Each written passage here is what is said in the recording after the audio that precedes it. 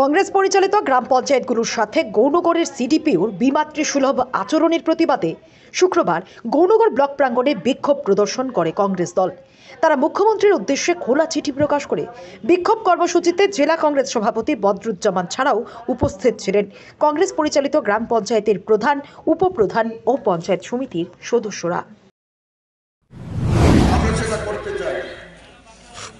আমরা আজকে মাননীয় মুখ্যমন্ত্রী ত্রিপুরা সরকারের উদ্দেশ্যে কংগ্রেস পরিচালিত গ্রাম পঞ্চায়েতের পক্ষে জেলা কংগ্রেস কমিটির পক্ষ থেকে একটা খোলা চিঠি আমরা আজকে প্রকাশ করছি। গৌরনগর ব্লকে সবচেয়ে দুর্নীতিপরায়ণ